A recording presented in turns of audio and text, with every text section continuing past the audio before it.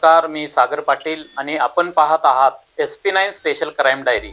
आजची घटना आहे जळगाव जिल्ह्यातील यावल तालुक्यातील एका दारूच्या पार्टीत झालेला किरकोळ वाद इतका विकोपाला गेला की एका तरुणाचा जीव गेला।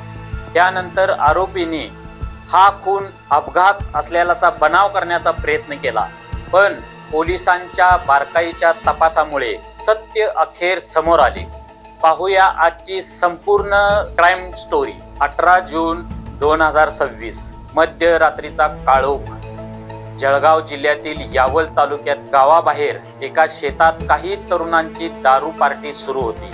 वातावरण आनंदाचे होते, गप्पा हशा आणि मैत्रीचे क्षण रंगले होते।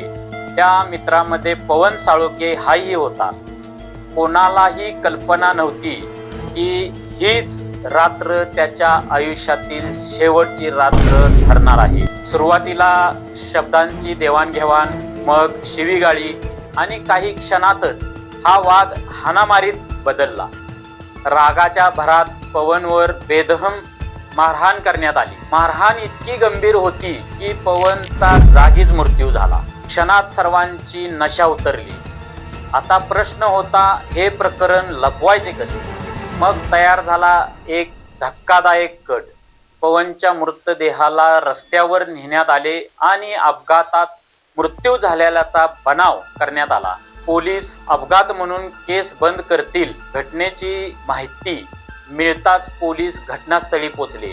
पहिल्या नजरेत हा अपघात वाटत असला तरी अनुभवी पोलीस अधिकाऱ्यांना काही गोष्टी खटकल्या। घटनास्थळी कोणत्याही वाहनाचे स्पष्ट पुरावे नव्हते। मृताच्या शरीरावर जखमा अपघाताशी जुळत नव्हत्या। मृतदेहाची स्थिती संशयास्पद होती। घटनास्थळाचा पंचनामा करण्यात आला। फॉरेन्सिक तज्ज्ञांना बोलवण्यात आले। प्रत्येक पुरावा काळजीपूर्वक गोळा करण्यात आला। मृताच्या मोबाईलचा डेटा तपासण्यात आला। त्याच्या शेवटच्या हालचालीचा मागोवा घेण्यात आला। गावातील नागरिक, मित्रपरिवार आणि उपस्थित व्यक्तींची चौकशी सुरू झाली। तपासाची साखळी हळूहळू ठराविक दिशेने जाऊ लागली। संशयाची सुई अखेर उमेश, चेतन आणि लोकेश यांच्याकडे वळली। तिघांना चौकशीसाठी पोलिसांनी ताब्यात घेण्यात आले। सुरुवातीला प्रत्येकाने वेगळी कहाणी सांगितली, मात्र सततच्या चौकशीत त्यांच्या कथनातील विसंगती समोर येऊ लागली। फॉरेन्सिक पुरावे, मोबाईल लोकेशन आणि इतर तांत्रिक माहिती या सर्वांनी सत्य उघड केले। अखेरीस आरोपीने गुन्ह्याची कबुली दिली। दारूच्या पार्टीत झालेल्या वादातून पवनवर मारहाण करण्यात आली, त्यात त्याचा मृत्यू झाला। यानंतर अपघाताचा बनाव करण्यात आला। पोलिसांनी उमेश, चेतन आणि लोकेश यांच्या विरुद्ध खुनाचा गुन्हा दाखल केला। तपासादरम्यान पवनला पार्टीत आणणारा कुंदन साळोके याची देखील चौकशी करण्यात आली। तपासातील माहितीच्या आधारे त्यालाही अटक करण्यात आली असून न्यायालयाकडून पोलीस कोठडी मिळवण्यात आली। एक क्षणाचा राग, एक दारूच्या पार्टीतील वाद आणि एक चुकीच्या निर्णयामुळे एका तरुणाचा जीव गेला। एक कुटुंब कायमच उद्ध्वस्त झाले, तर दुसऱ्या कुटुंबातील तरुण आरोपी बनून तुरुंगात पोचले।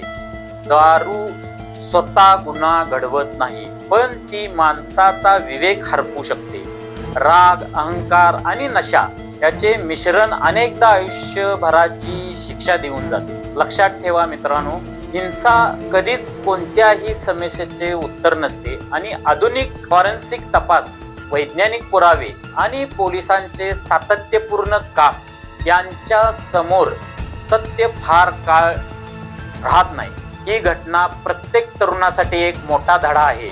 क्षणिक अवशेषात घेतलेला निर्णय अनेक कुटुंबाचे आयुष्य उद्ध्वस्त करू शकतो।